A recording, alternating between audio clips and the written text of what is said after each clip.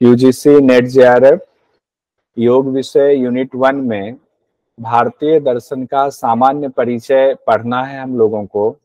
तो भारतीय दर्शन के बारे में जानते हैं। दृश्य धातु से दर्शन शब्द बना है, जिसका अर्थ है देखना। तो क्या देखना? सत्य को देखना। कौन से सत्य को देखना भारतीय दर्शन के संबंध में?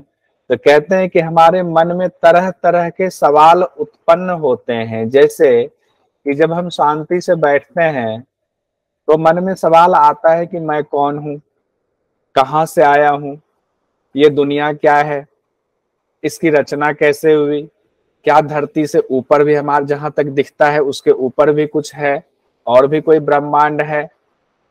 इस तरह के जितने सवाल होते हैं उसको जब हम अलग अलग विद्वानों ऋषियों के सिद्धांतों से जानते हैं, यानी कि देखते हैं उनकी नजर से, तो यही दर्शन कहा जाता है। तो भारतीय दर्शन को दो हिस्सों में बांटकर देखते हैं। पहला हिस्सा है आस्तिक दर्शन, दूसरा है नास्तिक दर्शन।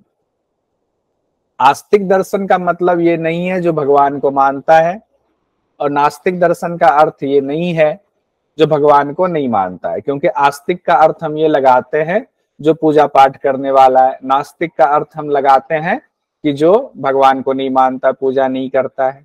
यहाँ ये चीज बिल्कुल अलग है, इसको अच्छे से समझेंगे। आस्तिक दर्शन उस दर्शन को कहा गया है जो वेद को मानने वाले दर्शन हैं।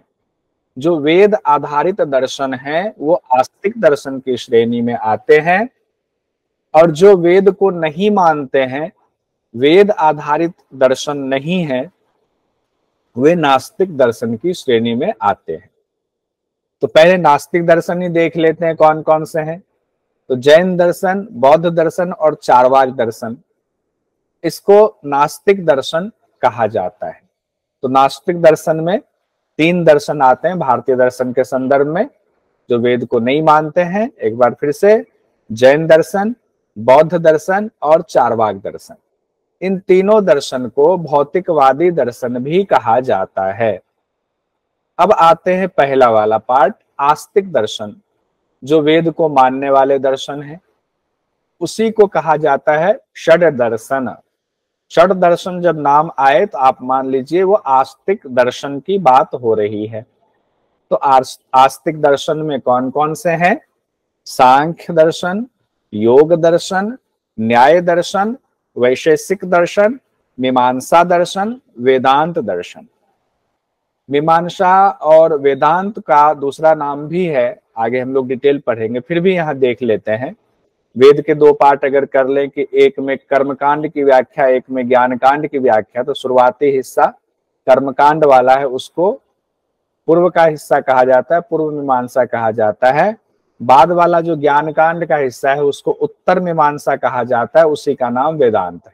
मतलब ये जो 6 दर्शन हमारे हैं षड दर्शन, इसको 2-2 के पेयर में हम लेकर के पढ़ते हैं, क्योंकि एक दूसरे से मिलता जुलता है। जैसे सांख्य और योग दोनों एक ही तरह का दर्शन है, मिलता जुलता दर्शन है, लेकिन इसमें जो थोड़ा बहुत अंतर है उस अंतर को भी हम लोग देखेंगे। न्याय और वैशेषिक तकरीबन मिलता जुलता दर्शन है, हालांकि कुछ भेद भी है, लेकिन तकरीबन बहुत ज्यादा चीजें मिलती जुलती हैं, तो दोनों को एक साथ पढ़ते हैं। मीमांसा और वेदांत को एक साथ इसलिए पढ़ते हैं कि वेद के 2 हिस्से कर्मकांड की व्याख्या कर रहा होता है, तो एक जो है ज्ञान कांड की व्याख्या कर रहा होता है। हालांकि दोनों का सिद्धांत एक दूसरे से उलट है, लेकिन चूंकि वेद पर आधारित, एक वेद के पहले वाले हिस्से का, एक बाद वाले हिस्से का है, तो उस पर आधारित है। तो मीमांसा और वेदांत को हम एक साथ पढ़ते हैं। अब आस्तिक दर्शन में भी 2 भेद हो जाते हैं। 2 भेद कौन से होते हैं? एक भेद होता है ईश्वरवादी दर्शन का, और एक भेद होता है अनिश्वरवादी दर्शन का। अगर इसको भी 2 भेद में माना जाए कि ये आस्तिक दर्शन है, इसके कितने भेद हुए? तो एक ईश्वरवादी दर्शन हो गया और एक आपका हो गया अनिश्वरवादी दर्शन। ईश्वरवादी दर्शन में कौन कौन माना जाता है? हालांकि इसमें कई बार थोड़ा बहुत मतभेद भी होता है। न्याय, वैशेषिक, योग और वेदांत, इसको ईश्वरवादी दर्शन कहा जाता है। यानी कि जो ईश्वर की सत्ता को जो सीधे तौर पर स्वीकार करते हैं, वो हुए चार आपके न्याय, वैशेषिक, योग और वेदांत। वहीं अनीश्वरवादी दर्शन में कहा जाता है सांख्य और मीमांसा। हालांकि मीमांसा को लेकर के ये पूरी तरह से नहीं कह सकते कि अनीश्वरवादी, क्योंकि मीमांसा में कर्म की बात की गई और कहते हैं कर्म का फल ईश्वर ही देते हैं। तो इसको लेकर के कहीं कहीं विवाद है, तो बहुत ज्यादा इस पर नहीं जाएंगे।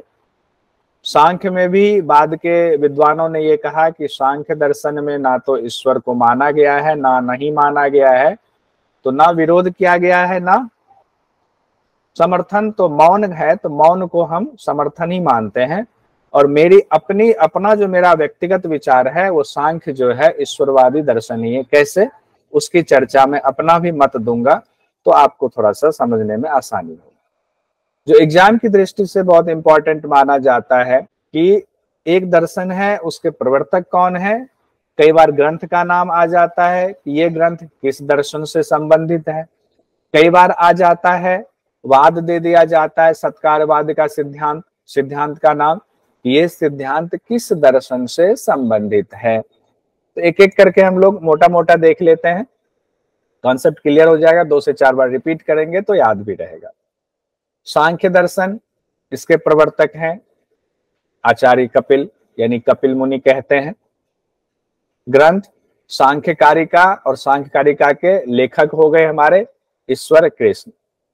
तो मुख्य जो ग्रंथ है सांख्य दर्शन का, वो सांख्य कारिका है, जो आचार्य कपिल के सिद्धांतों पर आधारित है, और इसके लेखक हैं ईश्वर कृष्ण। सिद्धांत क्या क्या है इसमें? सत्कार्यवाद का सिद्धांत, कार्य कारणवाद का सिद्धांत, प्रकृति परिणामवाद का सिद्धांत। ये ध्यान रखेंगे। सबसे महत्वपूर्ण जो आता है एग्जाम में, वो सत्कार्यवाद शब्द का इस्तेमाल ज्यादा किया जाता है, लेकिन ये दो भी हम याद रखेंगे, क्या पता चेंज कर दे। कार्य कारणवाद का सिद्धांत किस दर्शन से संबंधित है, प्रकृति परिणामवाद का सिद्धांत किस दर्शन से संबंधित है। दूसरा आते हैं हम योग दर्शन। योग दर्शन महर्षि पतंजलि, बहुत पढ़ चुके हैं हम लोग। ग्रंथ योग सूत्र है। इसमें सिद्धांत में तो ऐसा कुछ अलग से नहीं दिया गया, लेकिन माना जाता है जो अलग अलग जगह व्याख्या हुई है, सिद्धांत में जो अष्टांग योग है उसी को सिद्धांत में दे दिया जाता है। उसके बाद आते हैं न्याय दर्शन। न्याय दर्शन गौतम ऋषि का दिया हुआ दर्शन है। गौतम ऋषि को ही अक्षपाद नाम से जाना जाता है, ये ध्यान रखेंगे कि अक्षपाद कई बार दे दिया था। अक्षपाद इनमें से किन से संबंधित है, तो गौतम ऋषि को अक्षपाद भी कहा जाता है। तो अक्षपाद हो गया न्याय दर्शन से संबंधित। ग्रंथ न्याय सूत्र, इसका सिद्धांत है असत्कार्यवाद। सांख्य का सत्कार्यवाद, न्याय का उल्टा हो गया असत्कार्यवाद है। उसके साथ ही अन्यथा ख्यातिवाद भी है इसका सिद्धांत न्याय दर्शन का, और कारणवाद भी सिद्धांत है न्याय दर्शन का, ये ध्यान रखेंगे। तो न्याय दर्शन में 3 चीजें आ गई, असत्कार्यवाद, अन्यथा ख्यातिवाद, कारणवाद। जो सबसे महत्वपूर्ण है वो है असत्कार्यवाद वाला, इससे संबंधित सवाल ज्यादा आता है। उसके बाद आते हैं हम लोग वैशेषिक दर्शन में। महर्षि कनाद ने वैशेषिक दर्शन दिया, और ग्रंथ है वैशेषिक सूत्र। सिद्धांत है परमाणुवाद, यानी अणुवाद भी अगर आ जाए तो कंफ्यूज नहीं होंगे, अणु परमाणुवाद का सिद्धांत है। उसके बाद आता है हमारा मीमांसा दर्शन। इसके प्रवर्तक हैं महर्षि जैमिनी। ग्रंथ है मीमांसा सूत्र, और इसमें जो सिद्धांत है वो है सतह प्रमाण्यवाद, या सतह हटा दें तो सिर्फ प्रमाण्यवाद, ये ध्यान रखेंगे। सतह प्रमाण्यवाद और प्रमाण्यवाद। उसके बाद है मीमांसा के बाद, मीमांसा को ही पूर्व मीमांसा भी कहा जाता है, ये ध्यान रखेंगे। और इसके और कई नाम हैं जो नीचे हमने लिखा हुआ है, उसकी चर्चा वहां पर करेंगे, यहां ज्यादा लिख लेंगे तो कंफ्यूज होंगे। अगला है हमारा वेदांत दर्शन। इसी को कहा गया है उत्तर मीमांसा दर्शन भी कहते हैं, या ज्ञान दर्शन भी कहते हैं। उत्तर मीमांसा, ज्यादा वेदांत के बाद दूसरा शब्द जो इस्तेमाल होता है वो उत्तर मीमांसा से संबंधित होता है। इसके प्रवर्तक हैं वादरायण, और ग्रंथ हो गए आपके ब्रह्मसूत्र। इसके सिद्धांत हो गए वेदांत दर्शन के अनिर्वचनीय सिद्धांत, ख्यातिवाद का सिद्धांत, विवर्तवाद का सिद्धांत, और भी कई सिद्धांत इससे संबंधित हैं।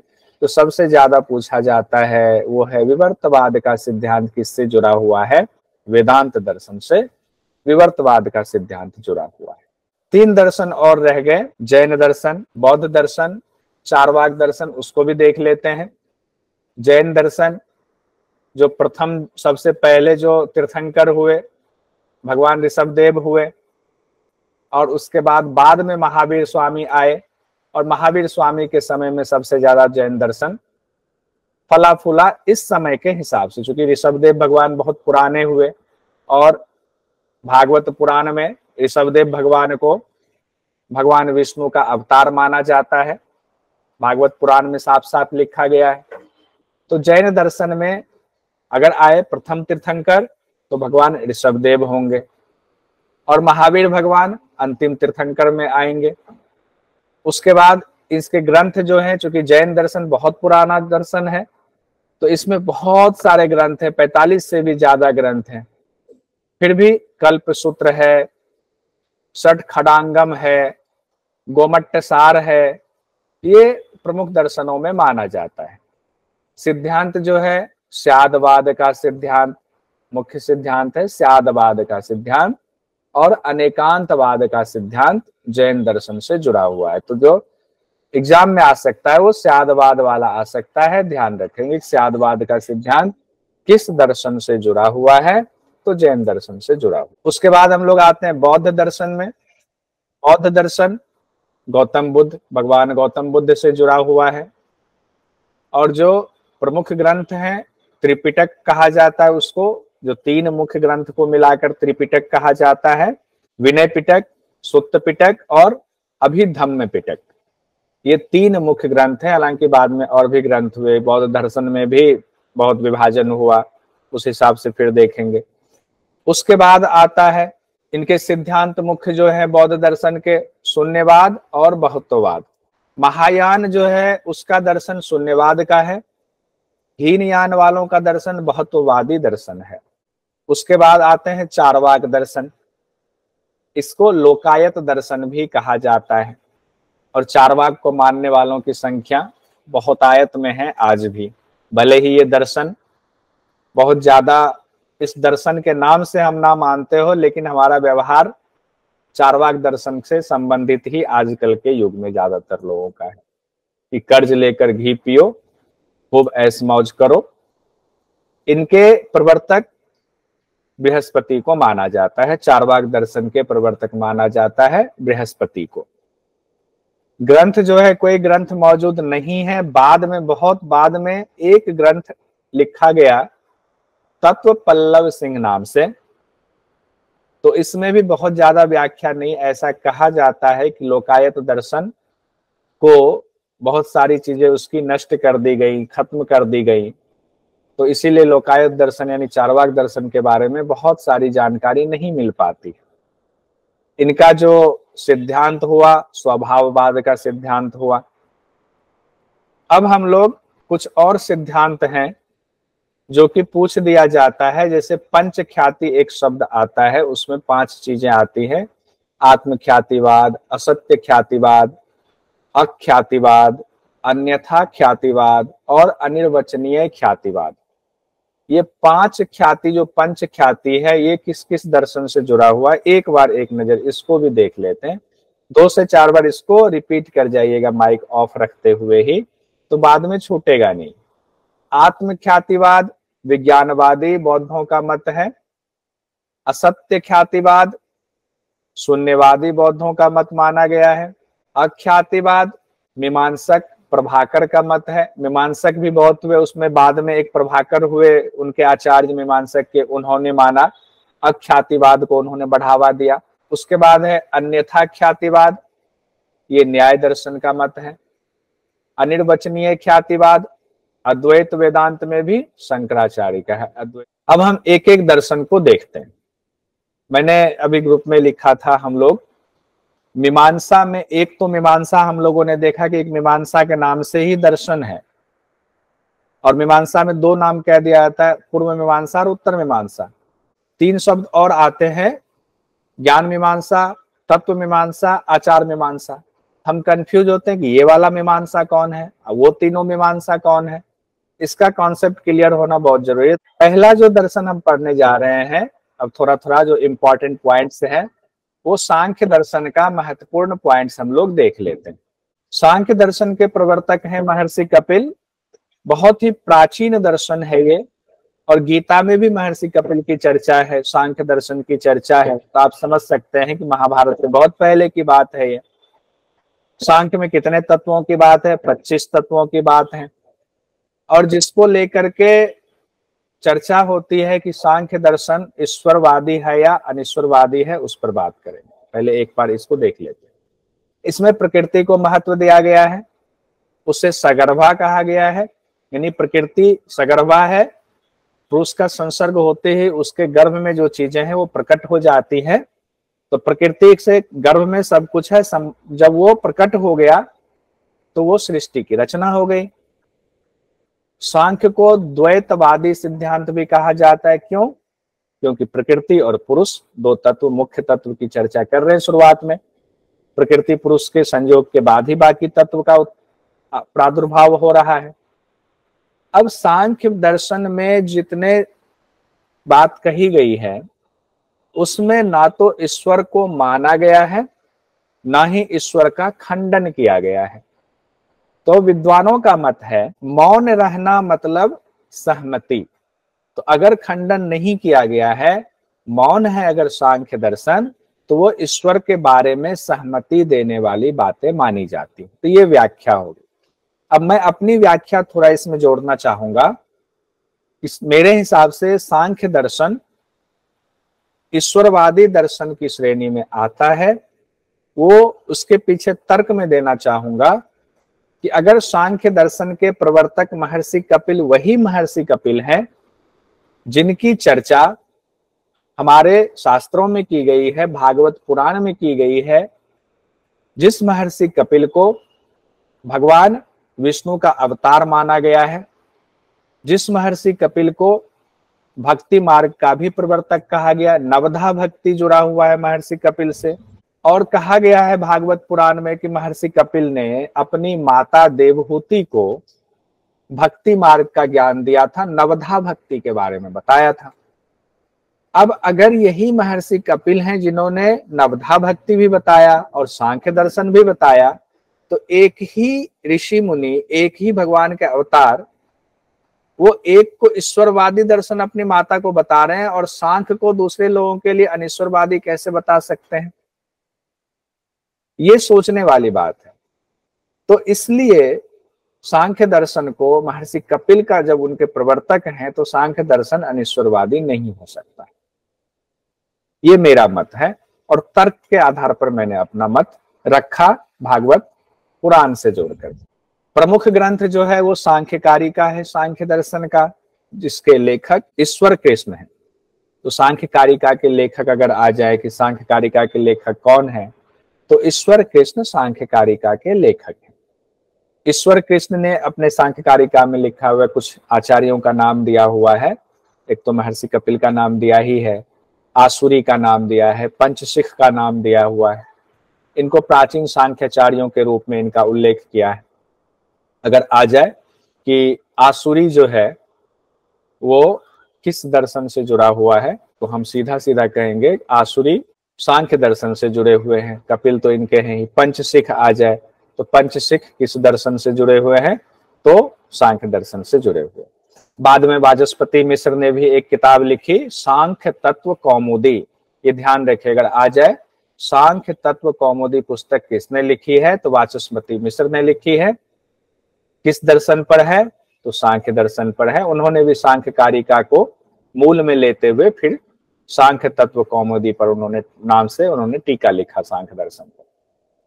सांख्य दर्शन में और क्या कहा गया, प्रकृति और पुरुष जो दो मुख्य तत्व माने गए, जिसकी वजह से कहा जाता है कि ये द्वैतवादी दर्शन है। तो प्रकृति में 3 गुण बताए गए हैं, सत रज और तम, और पुरुष को गुणातीत बताया गया है कि पुरुष गुणों से परे है। प्रकृति को जड़ कहा गया है लेकिन गर्भ में सब है। पुरुष को चेतन कहा गया है, प्रकाशक है। ये ध्यान रखेंगे कि जड़ और चेतन की चर्चा आ जाती है। प्रकृति जड़ है, पुरुष चेतन है, सांख्य दर्शन में कहा गया। अब प्रकृति के तीनों गुणों की साम्या अवस्था यानी सत रज तम का बराबर रहना ही प्रलय है। ध्यान रखिएगा, प्रलय और सृष्टि की रचना 2 शब्द आती है कि अगर सत रज तम जो प्रकृति के 3 गुण हैं, अगर वो बिल्कुल बराबर है, अगर हम समझने के लिए कि 1 किलो सत, 1 किलो रज, 1 किलो तम है, समझने के लिए बस तीनों बराबर है, कोई किसी पर हावी नहीं है, तो वही प्रलय की अवस्था है। लेकिन पुरुष का प्रकाश पड़ते ही, जब पुरुष को ये तीनों लुभाती हैं सत रज तम, तो पुरुष का प्रकाश पड़ते ही इनमें विक्षोभ शुरू हो जाता है। विक्षोभ शुरू होते ही इनके गर्भ में जो जो चीजें हैं प्रकृति के गर्भ में, मूल प्रकृति में, वो उत्पन्न होना शुरू हो जाता है, सृष्टि की रचना हो जाती है। प्रकृति अपने गर्भ में सृष्टि को समेटकर अंधेरे में पड़ी है, इस उम्मीद में कि कोई प्रकाश उस पर पड़े और उसके अंदर की चीजें उभर कर दिखने लगे। दूसरी तरफ पुरुष जो शुद्ध चेतन है, वो ये सोचता है कि मैं कौन हूं, कहां से आया हूं। ये जानने के लिए उसे भी प्रकृति की जरूरत पड़ती है। अब प्रकृति अपने गुणों से पुरुष को लुभाती है। अब पुरुष जैसे ही उसके पास आता है, प्रकृति पर प्रकाश पड़ता है, गुणों में हलचल होती है, 25 तत्व जो है उत्पन्न होने शुरू हो जाते हैं, यानी तत्व उत्पन्न होने शुरू हो जाते हैं। इसकी व्याख्या हम लोगों ने बहुत अच्छे से पहले किया हुआ है इसी सेशन में, उसका वीडियो भी है। प्रकृति प्लस पुरुष, गुणों में हलचल हुई, पहला तत्व महद तत्व की उत्पत्ति हुई, महद से फिर अहंकार तत्व उत्पन्न हुआ, अहंकार से एकादश इंद्रियों की उत्पत्ति हुई। एकादश इंद्रिय में क्या क्या है, 5 ज्ञान इंद्रिया, 5 कर्म इंद्रिया और 1 मन है। उसके बाद पंच तन्मात्रा की उत्पत्ति हुई, रूप रस गंध शब्द और स्पर्श, और पंच तन्मात्रा से पंच महाभूत की उत्पत्ति हुई। अहंकार से एकादश इंद्रिय और पंच तन्मात्रा दोनों अहंकार से उत्पत्ति हुई है, और पंच तन्मात्रा से पंच महाभूत की उत्पत्ति हुई। कौन कौन से, आकाश, वायु, अग्नि, जल और पृथ्वी। अब जो सांख्य दर्शन का जो मेन है ना, वो ये है, सांख्य दर्शन में कहा गया है कि मोक्ष क्यों चाहिए, तो त्रिविध दुख की चर्चा की गई है। दुख से निवृत्ति के लिए ही मोक्ष चाहिए, उसी पर पूरा बेस टिका हुआ है। तो त्रिविध दुख की चर्चा सांख्य दर्शन में की गई है। कौन से 3 दुख हैं, 3 दुख कौन से हैं, आध्यात्मिक दुख, आधि भौतिक दुख और आधि दैविक दुख। ये 3 दुख बताए गए। आध्यात्मिक दुख के भी 2 श्रेणी होता है, एक शारीरिक दुख है और एक मानसिक दुख है। शारीरिक दुख में आ गया त्रिदोष जन्य दुख, उसमें जब विषमता आएगी तो शरीर में रोग उत्पन्न होंगे, वो हो गया एक। दूसरा मानसिक दुख, इसमें काम, क्रोध, लोभ, मोह की वजह से जब दुख होता है तो मानसिक दुख में आ जाएगा कि सामने वाला इतनी सैलरी है, हमारी कम क्यों है, सामने वाले के पास मर्सिडीज है, हमारे पास क्यों मर्सिडीज नहीं है। उसके बाद आते दूसरा जो दुख है वो है आधि भौतिक दुख। आधि भौतिक दुख में कहा जाता है, जैसे मान लीजिए आप जा रहे हैं, कुत्ते ने काट लिया, किसी को सांप ने काट लिया, किसी को बिल्ली ने काट लिया, इस तरह के दुख जो है आधि भौतिक दुख में आएंगे। आधि दैविक दुख जो तीसरा दुख है वो कौन सा हो गया, आधि दैविक नाम से ही जाहिर है, बाढ़ आ गया, कोई आपदा आ गई, भूकंप आ गया, कहीं जमीन धस गई, इस तरह की चीजें जो है वो आधि दैविक दुख की श्रेणी में आता है। तो सांख्य दर्शन में क्या कहा गया है कि सांख्य के मुताबिक अज्ञान की वजह से ही ये दुख होते हैं। हम इस दुख में क्यों फंसे हैं, क्योंकि हमारे पास अज्ञान है, और यथार्थ ज्ञान जब हो जाता है तो अज्ञान खत्म हो जाता है, और अज्ञान खत्म होते ही हम मोक्ष प्राप्त कर सकते हैं, हमें मोक्ष मिल जाता है। इसीलिए 3 दुख को हटाने के लिए सांख्य दर्शन का पूरा सिद्धांत है। तो सांख्य दर्शन का सिद्धांत कौन सा है जो ऊपर भी पढ़ा? सत्कार्यवाद का सिद्धांत, यानी बिना कारण कार्य की उत्पत्ति नहीं होती है। यानी कि अगर बालू कहें तो बालू से तेल नहीं निकल सकता है, तेल उसी चीज से निकलेगा जिसमें तेल मौजूद है। वो तिल हो सकता है, वो सरसों हो सकता है, बालू नहीं हो सकता है। उसी तरह प्रकृति में सब कुछ है तो प्रकृति से ही उद्भूत हो सकता है, बाकी चीजों से नहीं हो सकता है सृष्टि की रचना। दूसरा है हमारा योग दर्शन। योग दर्शन को हम लोगों ने बहुत विस्तृत पढ़ा हुआ है, पूरा योग दर्शन पढ़ा है, 195 सूत्र पढ़ा है। योग दर्शन के प्रवर्तक हैं महर्षि पतंजलि। मुख्य ग्रंथ हमारा हो गया योग सूत्र, और इस पर जो मशहूर टीका है वो है व्यास भाष्य। मशहूर टीका योग दर्शन पे व्यास भाष्य का माना जाता है। सांख्य का ही व्यवहारिक रूप योग दर्शन कहा गया है, यानी योग दर्शन में तत्वों को एज इट इज मान लिया गया है। जो तत्व सांख्य दर्शन में है वही तत्व योग दर्शन में है। इसीलिए योग दर्शन को सांख्य का व्यवहारिक रूप कहा जाता है। और इसको दूसरा नाम भी दिया जाता है योग दर्शन का, कहीं लिख लीजिए, इसका दूसरा नाम है शेश्वर सांख्य कहा जाता है। योग दर्शन को क्या कहा जाता है? शेश्वर सांख्य, ईश्वर सहित, क्योंकि ईश्वर की चर्चा साफ साफ कर दी गई है।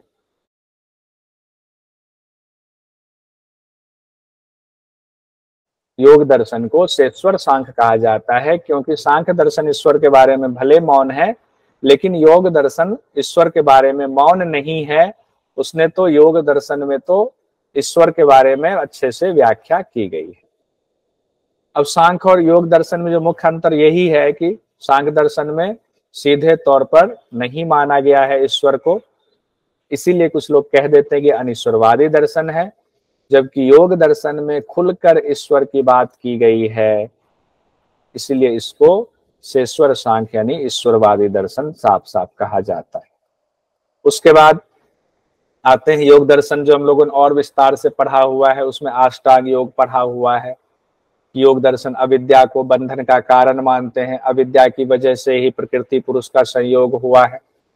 अविद्या का नाश कर देंगे तो कैवल्य प्राप्ति का मार्ग जो है हमें मिल जाता है। अविद्या का नाश के लिए तरह तरह के उपाय बताए गए हैं, अभ्यास वैराग्य से लेकर के, क्रिया योग से लेकर के, यम नियम आसन प्राणायाम प्रत्याहार धारणा ध्यान समाधि वाला अष्टांग योग, तो ये सारी चीजें बताई गई है योग दर्शन में। इसको और नहीं पढ़ेंगे क्योंकि हम लोग पहले बहुत विस्तार से पढ़ चुके हैं। अब आते हैं तीसरा दर्शन हमारा है न्याय दर्शन। न्याय दर्शन के प्रवर्तक हैं गौतम ऋषि, और गौतम ऋषि को ही कहा जाता है अक्षपाद। तो ये कहीं नोट कर लीजिए, 3 से 4 बार रिपीट कर जाइए। अक्षपाद कौन है? तो गौतम ऋषि अक्षपाद है। इसे प्रमाण शास्त्र भी कहा जाता है। न्याय दर्शन को प्रमाण शास्त्र कहा जाता है। इसे अक्षपाद दर्शन भी कहा जाता है। चूंकि गौतम ऋषि का नाम अक्षपाद है तो अक्षपाद दर्शन कौन सा हो गया? तो न्याय दर्शन हो गया। प्रमुख ग्रंथ कौन सा है? तो न्याय सूत्र जो है न्याय दर्शन का प्रमुख ग्रंथ है। ये तर्क पर आधारित दर्शन है। न्याय दर्शन में सत्य खोजने के लिए 4 प्रमाण की चर्चा की गई है। ऊपर भी अगर हम लोग देख लें, जो हम लोगों ने सांख्य दर्शन और योग दर्शन पढ़ा, उसमें 3 प्रमाण की चर्चा की गई है, प्रत्यक्ष, अनुमान और आगम। आगम को ही शब्द प्रमाण भी कहते हैं। दोनों शास्त्रों में 3 प्रमाण की चर्चा है। न्याय दर्शन में 4 प्रमाण की चर्चा की गई है। वैसे हम लोग नीचे सारे प्रमाण को जो है उसका एक व्याख्या भी देखेंगे, उसका तुलनात्मक अध्ययन भी देखेंगे। न्याय दर्शन में 4 कौन कौन से प्रमाण हैं? प्रत्यक्ष, अनुमान, शब्द प्रमाण तो है, बीच में उपमान भी कहा गया है एक। तो प्रत्यक्ष, अनुमान, उपमान और शब्द प्रमाण ये न्याय दर्शन में है, अक्षपाद दर्शन में है। न्याय दर्शन के मुताबिक कर्म और अज्ञान ही बंधन का कारण है। इसका मुख्य उद्देश्य मोक्ष की प्राप्ति है। बाकी 2 दर्शन का भी उद्देश्य मोक्ष की ही प्राप्ति था। इसमें 2 सिद्धांत हो गया। एक सिद्धांत तो हो गया अन्यथा ख्यातिवाद, दूसरा हो गया असत्कार। उसके बाद हम आगे बढ़ते हैं, वैशेषिक दर्शन में आते हैं। वैशेषिक दर्शन को हमेशा न्याय दर्शन के जोड़कर देखा जाता है। क्यों देखा जाता है? तो हम लोगों ने देखा था कि न्याय दर्शन की ज्यादातर चीजों को वैशेषिक दर्शन ने मान लिया। दोनों शास्त्र ईश्वर को मानते हैं, एक तो ये भी है, अज्ञान को बंधन मानते हैं, दूसरी बात ये है प्रमाण के द्वारा सत्य को जांचा परखा जाता है, ये भी है। वैशेषिक दर्शन के प्रवर्तक कौन है? महर्षि कनाद हैं। और कनाद ऋषि के बारे में बहुत सारी बातें की जाती हैं। कहते हैं महर्षि कनाद कणभुक थे। इनका एक नाम कणभुक भी आ गया, ध्यान रखिएगा। दूसरा नाम इनको काश्यप कहा जाता है। तीसरा नाम इनको औलुक कहा जाता है या उलूक आ सकता है। ये 3 नाम हैं। उलूक नाम तो इनके विरोधियों ने इनको दे दिया। कणभुक नाम क्यों पड़ा उसके बारे में कहा गया है कि जो कटाई के बाद जैसे खेती हुई, धान की कटाई हुई या गेहूं की कटाई हुई या किसी और फसल की कटाई हुई, कटाई के बाद खेतों में जो अनाज बिखरे पड़ जाते थे, जो पेड़ उससे टूट करके जो खेतों में बिखरे रहते थे अनाज, जिसको नहीं कोई चुनता था, तो कहते हैं कि महर्षि कनाद उन कण को बीन कर भोजन करते थे, उसी कण से वो भोजन करते थे, इसीलिए उनका नाम पड़ा कणभुक या कणाद, ये भी कहा जाता है। उसके बाद कहते हैं बहुत सारे लोग कि नहीं, इस वजह से उनका नाम कणाद नहीं पड़ा, उन्होंने अनुवाद का सिद्धांत, परमाणुवाद का सिद्धांत दिया, इसलिए उनका नाम कणाद पड़ा। तो बहरहाल हम उस बात में नहीं फंसेंगे। महर्षि कनाद ने वैशेषिक दर्शन में परमाणुवाद का सिद्धांत दिया है, इसे अणु सिद्धांत भी कहते हैं, ध्यान रखें। परमाणुवाद का सिद्धांत दिया, इसे अणु सिद्धांत भी कहते हैं। वैशेषिक सूत्र मुख्य ग्रंथ है और वैशेषिक दर्शन को तत्व शास्त्र भी कहा जाता है, ये इंपॉर्टेंट है, इसको कहीं नोट कर लें। वैशेषिक दर्शन को तत्व शास्त्र भी कहा जाता है। महर्षि कनाद ने 9 द्रव्य को माना है। महर्षि कनाद ने कितने द्रव्य को माना है? अगर आ जाए वैशेषिक दर्शन में कितने द्रव्य की चर्चा है, तो 9 द्रव्य की चर्चा है, साथ ही 6 पदार्थ की चर्चा है। 9 द्रव्य 6 पदार्थ। कई व्याख्याकार अभाव को 7वां पदार्थ मानते हैं, लेकिन मुख्य जो है वो 6 ही है। व्याख्याकारों ने अभाव को 7वां पदार्थ माना है। वैशेषिक दर्शन सृष्टिवाद को मानता है। सृष्टि की रचना क्या कहा गया वैशेषिक दर्शन में? कहा गया मान्यता है कि 4 परमाणु से मिलकर सृष्टि की रचना हुई है। तो 4 परमाणु कौन कौन से हैं? अग्नि, वायु, जल, पृथ्वी। अग्नि, वायु, जल और पृथ्वी, ये 4 परमाणु माना गया है। इन्हीं से मिलकर के सृष्टि की रचना हुई है, यानी चारों के सहयोग से सृष्टि की रचना होती है। इन चारों का अलग अलग होना यानी वियोग ही प्रलय है, वही मुक्ति है। उपादान कारण और निमित्त कारण की चर्चा आई है कि 4 प्रकार के परमाणु उपादान कारण है। उपादान मतलब जिससे रचना होती है, जैसे घड़ा की रचना हुई तो उपादान कारण मिट्टी से हो रही है। निमित्त कारण हो गया कि कुम्हार ने बनाया। उसी तरह उपादान कारण कहा गया है, 4 प्रकार के परमाणु उपादान कारण है, ये चारों निष्क्रिय हैं। तो निमित्त कारण क्या है? फिर कहते हैं निमित्त कारण ईश्वर है। ईश्वर ने चारों को मिला करके गति प्रदान कर दी। अब अग्नि, वायु, जल, पृथ्वी तो था, मिलाया किसने उसको? ये मूर्ति, इंसानी रूपी मूर्ति, पेड़ पौधे, जंगम स्थावर की रचना किसने की? तो ईश्वर ने की। ईश्वर ने उसकी इन चारों परमाणुओं को मिला करके उससे अलग अलग चीजों की रचना की, यानी कि ईश्वर ने गति प्रदान की। अब इसमें जो ग्रंथ की ओर चर्चा आता है, पदार्थ धर्म संग्रह ग्रंथ एक है जिसे प्रशस्त पाद ने लिखा।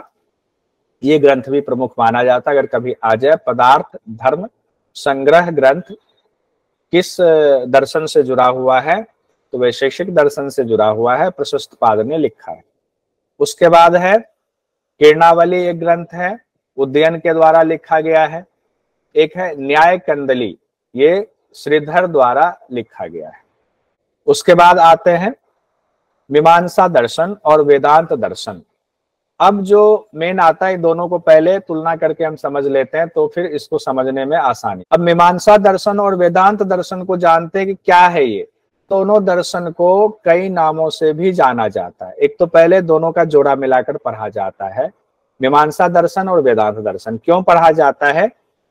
तो वेद का जो पूर्व का हिस्सा है, पहले वाला शुरुआती हिस्सा है, उसको पूर्व मीमांसा कहें तो वही मीमांसा दर्शन है।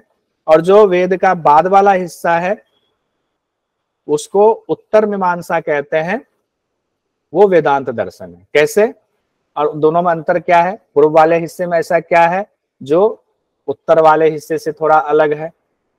तो कहते हैं कि मीमांसा दर्शन, इसका नाम पूर्व मीमांसा है और इसमें कर्म की प्रधानता है, यानी कर्म मीमांसा, यानी कर्मकांड हमारा जो हम यज्ञ करते हैं, अलग अलग तरीके के जो है पूजा पाठ करते हैं, जितने विधि विधान हम अपनाते हैं वो कर्म में आता है, कर्मकांड में आता है।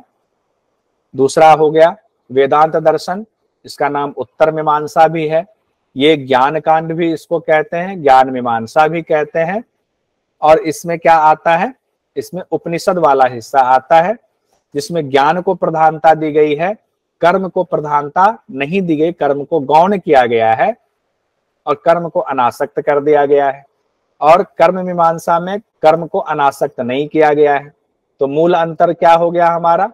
अगर इस हिसाब से देखें तो वेद को हमने अगर दो भाग किया, जैसे किस भाग में? एक कर्मकांड वाला हिस्सा, एक ज्ञान कांड वाला हिस्सा। कर्मकांड वाले हिस्से में क्या हो गया? हमारे यहाँ शादी ब्याह होता है तो उसमें जो है तरह तरह के कर्मकांड करते हैं, किसी की मृत्यु भी होती है उसके अलग कर्मकांड होते हैं, भयंकर भयंकर। जनेऊ संस्कार के कर्मकांड होते हैं, अलग अलग यज्ञ होते हैं, स्वर्ग प्राप्ति के अलग यज्ञ हो गए, अलग अलग इतने यज्ञ, इतने कर्मकांड हैं उसमें। तो कर्मकांड वाला हिस्सा पूर्व मीमांसा कहलाता है और वहीं उत्तर मीमांसा नाम से जाहिर है वेद का बाद वाला हिस्सा ये ज्ञान कांड कहलाता है। उसमें क्या है? ब्रह्म की चर्चा है, उसमें कर्म को प्रधान माना ही नहीं गया है। तो कैसे? तो कहते हैं कि मीमांसा दर्शन को मानने वाले जो हैं, यानी पूर्व मीमांसा वाले, वो कहते हैं कि इस जगत में कर्म ही सर्वश्रेष्ठ है। वेद के कर्मकांड भाग पर विचार किया गया है और उसी को करवाया जाता है। कर्म ही फलदाता है, यानी जो यज्ञ करेंगे उससे फल मिलेगा। यानी कि आपको स्वर्ग की प्राप्ति भी चाहिए तो अग्नि विद्या का अनुष्ठान करना है, जो कि कठोपनिषद में भी बताया गया है। नचिकेता को बता रहे हैं यमराज, अग्नि विद्या स्वर्ग की प्राप्ति होती है। उसका वेदांत का अगर हिस्सा आ जाए, जहां पे आ जाए कि वेद का अंतिम भाग वाला, वेद का अंत यानी वेदांत वाला हिस्सा, तो उत्तर मीमांसा उसको कहते हैं।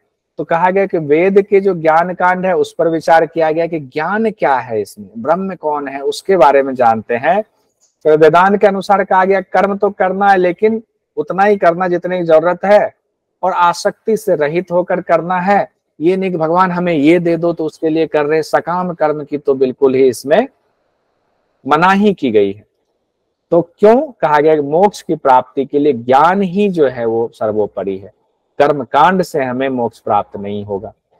अब इसमें हम लोगों ने पहले कहानी सुनी हुई है मंडन मिश्र और शंकराचार्य की। मंडन मिश्र बहुत बड़े कर्मकांडी थे, मीमांसा दर्शन को मानने वाले थे, यानी पूर्व मीमांसा को मानने वाले थे।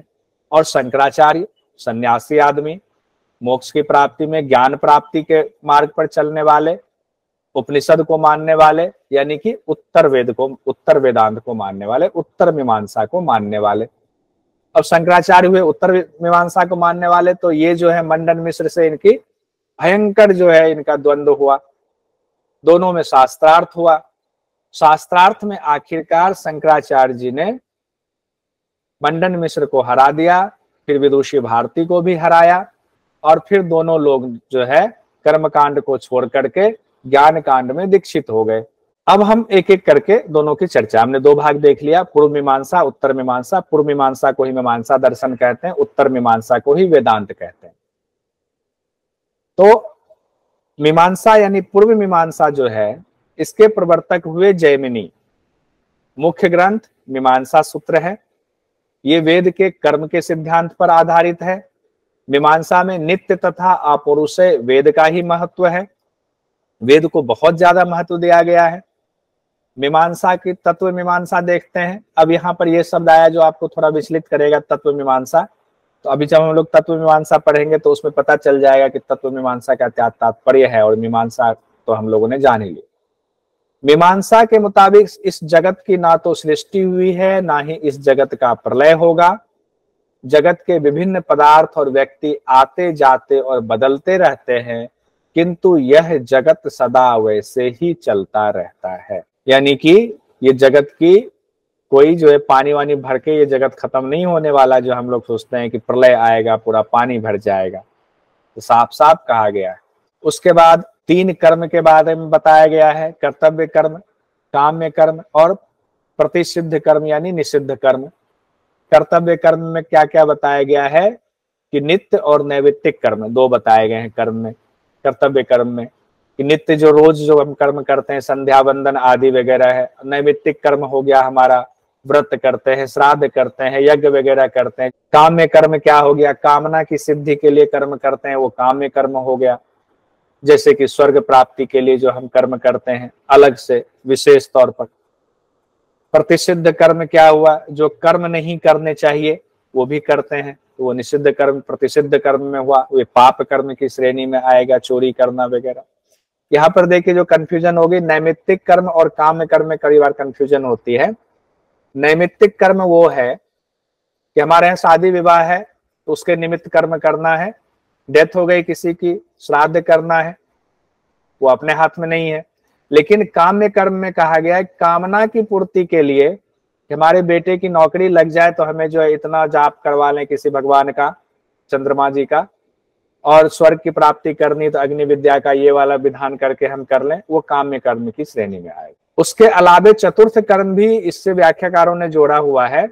जो प्रायश्चित, जो कर्म निषिद्ध कर्म है, वो कर्म अगर आपसे हो जाता है तो उसके प्रायश्चित के तौर पर जो हम लोग कर्म करते हैं, उससे क्या आता है, जो आपने पाप किया है वो पाप थोड़ा सा धीमा पड़ जाता है, उसका वेग, उसको समन करने के लिए प्रायश्चित कर्म किया जाता है।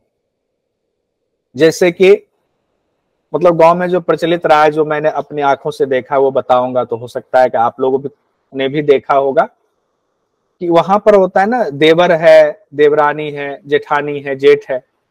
तो जेठ जो है वो देवरानी की तरफ यानी अपने छोटे भाई की वाइफ की तरफ उधर देख भी नहीं सकते हैं, उनको पूरा घूंघट लेना होता है। और गलती से किसी कारण से भी अगर थोड़ा टच भी हो जाए ना, तो बड़ा मानता है कि ये बड़ा पाप कर्म हो गया, कि भागम भाग में कोई अनहोनी कुछ हो गई है, लोग भाग रहे हैं, हताश बेतहाशा है, उसमें भी अगर टच हो जाए तो अब क्या करना है, ऐसा हो गया तो गलती से भी कहा भाई आपको तो अब जो है गाय का गोबर और गंगाजल निगलना पड़ेगा, तब आपका ये प्रायश्चित हुआ। तो एक छोटा सा प्रायश्चित कर्म, या गंगा स्नान करना पड़ेगा। इस तरह से प्रायश्चित कर्म जो है होते हैं। जैसे आपके यहाँ गाय बंधी हुई है रस्सी से, अब गाय की मृत्यु हो गई किसी कारण से, रस्सी में बंधे हुए, तो उसका भी प्रायश्चित करना पड़ता है। जो ये मीमांसा दर्शन है, जिसे पूर्व मीमांसा भी कहते हैं, इसे कर्म कांड का भी दर्शन कहा जाता है। गृहस्थों के लिए 5 यज्ञ को मोक्ष प्राप्ति का रास्ता बताया गया है। हम सब गृहस्थ हैं, अगर पूजा पाठ करते हैं तो कौन कौन से 5 यज्ञ हैं? ब्रह्म यज्ञ, देव यज्ञ, पितृयज्ञ, मनुष्य यज्ञ, भूत यज्ञ। और किसी न किसी समय हम लोग ये यज्ञ जरूर करते हैं। उसके बाद मीमांसा का ज्ञान मीमांसा। अब ज्ञान मीमांसा हम लोग जानते हैं, प्रमाण वाले हिस्से को ज्ञान मीमांसा में रखा जाता है। तो जैमिनी ने 3 प्रमाण बताए हैं, प्रत्यक्ष, अनुमान और शब्द। लेकिन बाद में इस प्रमाण को बढ़ा दिया गया। जैमिनी ने मुख्यतः 3 ही प्रमाण रखे थे, प्रत्यक्ष, अनुमान और शब्द। लेकिन बाद में प्रभाकर ने, जो बाद में बहुत बड़े मीमांसा के व्याख्याकार हुए, उन्होंने उपमान और अर्थापत्ति को भी प्रमाण मानकर इनकी संख्या 5 कर दी। और उसके बाद एक और हुए व्याख्याकार, यानी कि मीमांसक हुए कुमारिल। कुमारिल ने क्या किया, अनुपलब्धि को भी प्रमाण मान करके 6 स्वीकार कर दिया। तो इस तरह से मीमांसा में कुल हो गए, बढ़ते बढ़ते 6 प्रमाण हो गए। तो आज माना जाता है कि 6 प्रमाण है मीमांसा में। अब एग्जाम की दृष्टि से देखेंगे, अगर जैमिनी का विशुद्ध वाला आता है तो 3 ही मानेंगे, लेकिन मोटा मोटा आता है तो हम मानेंगे 6 प्रमाण को पूर्व मीमांसा यानी मीमांसा दर्शन में माना गया। 2 जो मत है, जो सिद्धांत है, कुमारिल ने विपरीत ख्यातिवाद दिया, प्रभाकर ने अख्यातिवाद दिया। अब हम लोग वेदांत दर्शन यानी उत्तर मीमांसा की तरफ बढ़ते। तो हम लोग जानते हैं वेदांत शब्द से ही, जैसा हम लोग जानते हैं वेद का अंतिम भाग तो वेदांत हुआ, और हम लोग जानते हैं कि अंतिम भाग कौन सा है, तो उपनिषद है। उपनिषद में ब्रह्म विद्या है, यानी ज्ञान कांड कहा गया है। तो बाद में क्या हुआ, उपनिषदों के ही सिद्धांतों को आधार मान करके अलग अलग विचार आए, अलग अलग दर्शन उत्पन्न होने लगे वेदांत में। तो उन विचारों का जो विकास हुआ, उनके लिए वेदांत शब्द का इस्तेमाल होने लगा। यानी कि वेदांत में कई सिद्धांत, कई मत प्रचलित हो गए, अलग अलग सिद्धांत आ गए। और सारे सिद्धांत किससे आए, उसका मूल क्या रहा, तो इन सिद्धांतों का मूल उपनिषद रहा। यानी उपनिषद को ही मूल बना करके सिद्धांत दिए गए। अब उसके बाद देखते हैं कि उपनिषद में कैसे सिद्धांतों को लिया गया उपनिषद से। तो कहते हैं जितने उपनिषद थे, मुख्य उपनिषद वगैरह, उनको मिला करके एक ग्रंथ लिखा गया। उस ग्रंथ का नाम हुआ ब्रह्म सूत्र। और इस ब्रह्म सूत्र को लिखा किसने, बादरायण ने। तो किसको माना जाएगा वेदांत दर्शन के प्रवर्तक, बादरायण को। तो वेदांत दर्शन के प्रवर्तक हो गए बादरायण, और उन्होंने एक जो ग्रंथ लिखा उसका नाम है ब्रह्म सूत्र। और ब्रह्म सूत्र कहाँ से लिखा गया, सभी उपनिषदों के जो सिद्धांत थे मुख्य मुख्य, उसको लेकर के उसकी विस्तृत व्याख्या की गई ब्रह्म सूत्र में।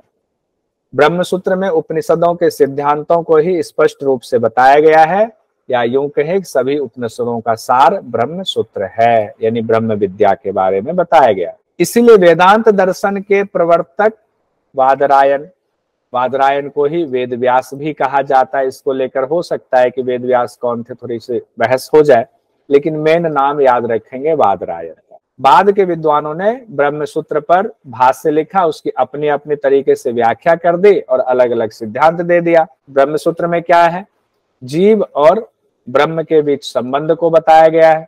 हम लोगों ने 18 उपनिषद पढ़ा, उस उपनिषद में जो बताया गया वही ब्रह्म सूत्र में है। अब वेदांत के कितने आचार्य हुए, किन किन लोगों ने सिद्धांत दिया, यानी कि ब्रह्म सूत्र के भाष्यकार कितने हो गए, किन किन लोगों ने ब्रह्म सूत्र को पढ़ा और अपने अपने हिसाब से व्याख्या की। तो जो प्रमुख नाम आता है वो सबसे पहला नाम आता है शंकराचार्य का। शंकर इनका नाम था, बाद में शंकराचार्य हुए। शंकर भाष्य जो है ये महत्वपूर्ण है ब्रह्म सूत्र पर। सिद्धांत इन्होंने जो दिया पढ़ करके शंकर भाष्य में, वो अद्वैत का सिद्धांत दिया, यानी वेदांत का कहा जाए। शंकराचार्य ने वेदांत को पढ़ करके, यानी ब्रह्म सूत्र को पढ़ करके कौन सा सिद्धांत दिया, तो अद्वैतवाद का सिद्धांत इन्होंने दिया। विशेष बात में क्या है कि मोक्ष के लिए ज्ञान मार्ग का रास्ता बताया, जो ऊपर हम लोगों ने देखा। ब्रह्म को सत्य माना, जगत मिथ्या है। मिथ्या का तात्पर्य झूठा नहीं होता है, मिथ्या का तात्पर्य है क्षण भर बदलने वाला। अभी ये है, अगले पल कुछ और है। तो मिथ्या का मतलब जो परिवर्तनशील है, क्षणभंगुर है, वही जगत है। और ब्रह्म क्षणभंगुर नहीं है, ब्रह्म सत्य है। इसीलिए शंकराचार्य का ये शब्द आता है कि ब्रह्म सत्य है, जगन मिथ्या है। दूसरे आचार्य हुए वेदांत के रामानुजाचार्य हुए। अच्छा ध्यान रखिएगा, जो इन्होंने अपना सिद्धांत दिया सिर्फ एक ब्रह्म सूत्र को ही पढ़ करके उन्हीं का भाष्य नहीं लिखा। प्रस्थान त्रयी जिसको कहते हैं वो वेदांत से जुड़ा हुआ है। प्रस्थान त्रयी, उसमें उपनिषद, गीता और ब्रह्म सूत्र तीनों है। तो ऊपर भाष्य लिखा, तीनों की व्याख्या की। दूसरे जो आचार्य हुए रामानुजाचार्य, इन्होंने भी तीनों पर व्याख्या की। इन्होंने श्री भाष्य लिखा, और ये वैष्णव धर्म के ग्रंथ कहा जाता है श्री भाष्य। दूसरे आचार्य हुए वेदांत के रामानुजाचार्य। अब हुआ क्या कि शंकराचार्य जी ने जो सिद्धांत दिया अद्वैतवाद का, उसमें भक्ति के लिए जगह उतनी बचती ही नहीं थी। उसमें कहा गया कि ब्रह्म सत्य जगन मिथ्या, अहम ब्रह्मास्मि। अब जब इस तरह के सिद्धांत आए तो अब भक्ति मार्ग जो है डमाडोल होने लगा। तो फिर रामानुजाचार्य जी, मतलब जो वैष्णव संत हुए, उन्होंने उसी वेदांत के आधार पर सिद्धांत दिया। तो उसमें रामानुजाचार्य जी प्रमुख हुए। उन्होंने उसकी व्याख्या थोड़ी से अलग तरीके से की। उन्होंने जो सिद्धांत दिया, उन्होंने दिया विशिष्टाद्वैत का सिद्धांत, यानी कि जो अद्वैतवाद का सिद्धांत था उसमें थोड़ा उन्होंने फेरबदल किया। कहा नहीं नहीं ऐसे काम नहीं चलेगा, सिर्फ ज्ञान से हमें जो है भक्ति करनी ही पड़ेगी। तो उसी को विशिष्टाद्वैत कहा गया। मोक्ष के लिए कर्म, ज्ञान और भक्ति का मार्ग बताया। हालांकि अद्वैतवाद, विशिष्टाद्वैतवाद, द्वैताद्वैतवाद क्या है उसको हमने अलग से लिखा भी हुआ है, उसको भी देखेंगे। तो रामानुजाचार्य जी ने जो विशिष्टाद्वैत का सिद्धांत दिया उसमें भक्ति को प्रमुख बताया है और सगुण ब्रह्म की चर्चा की है, निर्गुण ब्रह्म की चर्चा नहीं की है। शंकराचार्य जी निर्गुण ब्रह्म को मानने वाले थे। एक हुए भास्कराचार्य जी, इन्होंने भास्कर भाष्य लिखा और भेदाभेद सिद्धांत को माना कि भेदाभेद सिद्धांत है। निम्बकाचार्य जी हुए, इन्होंने जो शास्त्र लिखा वेदांत पारिजात लिखा और इन्होंने एक अलग ही सिद्धांत दिया। निम्बकाचार्य जी ने क्या सिद्धांत दिया? द्वैताद्वैतवाद का सिद्धांत। अगर इसको ऐसे तोड़कर पढ़ा जाए तो द्वैत अद्वैतवाद का सिद्धांत दिया। द्वैत भी है इसमें, अद्वैत भी है। मोक्ष के लिए भक्ति का मार्ग इन्होंने भी बताया। फिर आए माधवाचार्य जी। माधवाचार्य जी जब आए, माधवाचार्य जी ने जो सिद्धांत दिया वो हुआ द्वैतवाद का सिद्धांत दिया। ये बिल्कुल अलग सिद्धांत दे दिया। इन्होंने जो शास्त्र लिखा उसका नाम है पूर्ण प्रज्ञा भाष्य। अब इन्होंने जो द्वैतवाद का सिद्धांत दिया, साफ साफ है कि अब अद्वैत था, बाकी लोगों ने जो दिया, जैसे रामानुजाचार्य जी ने दिया विशिष्टा द्वैत, जो उन्होंने दिया विशिष्ट अद्वैत उन्होंने दिया, यानी अद्वैत जुड़ा हुआ था।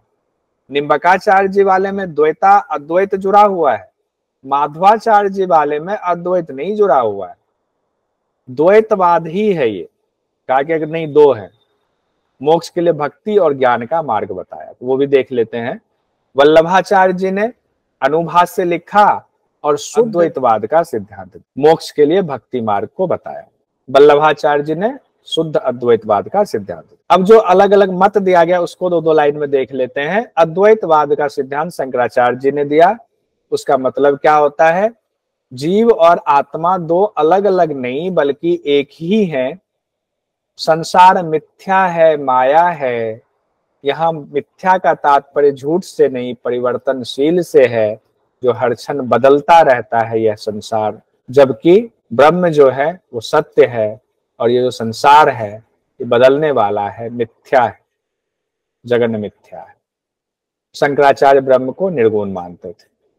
उसके बाद जब भक्ति डमाडोल होने लगी तो रामानुजाचार्य जी ने जो विशिष्टाद्वैतवाद का सिद्धांत दिया, विशिष्ट अद्वैतवाद का सिद्धांत या विशिष्टाद्वैतवाद का सिद्धांत कहते हैं, उन्होंने कहा सत्ता तो एक ब्रह्म की ही है, लेकिन जिस तरह किसी पेड़ की शाखाएं फल पत्तियां होती है, उसी तरह से जीव और प्रकृति परमात्मा के ही विशेष गुण हैं।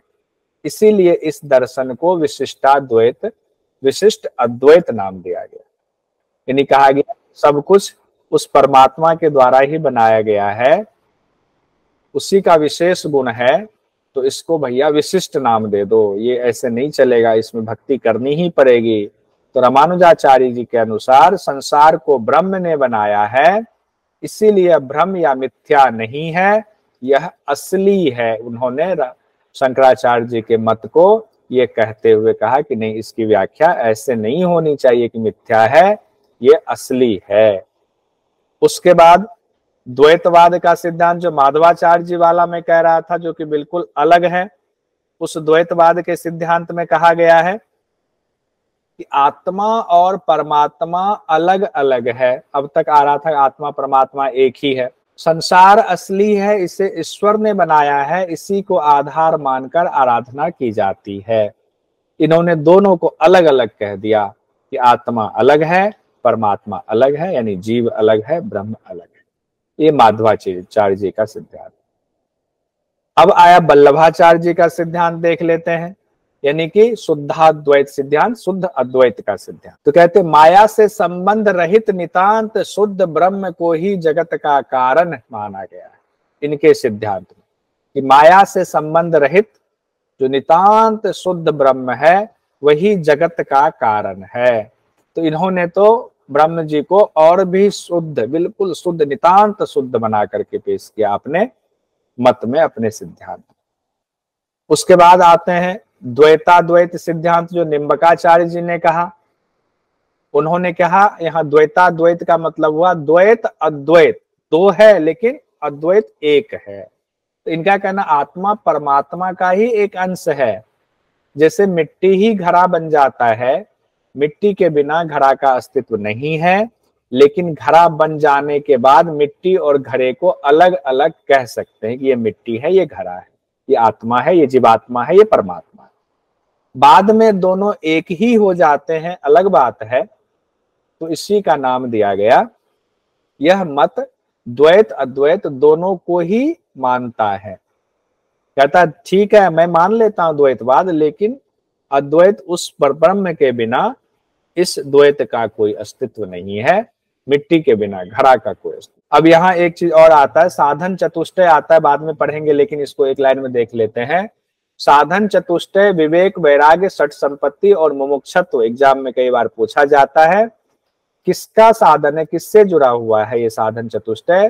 तो वेदांत से जुड़ा हुआ है, विवेक वैराग्य षट संपत्ति और मुमुक्षत्व। एक और इंपॉर्टेंट स्पेशल नोट है, शंकराचार्य, रामानुजाचार्य और मध्वाचार्य जी को आचार्य त्रय के नाम से भी जाना जाता है, ये भी कहीं नोट कर लीजिए।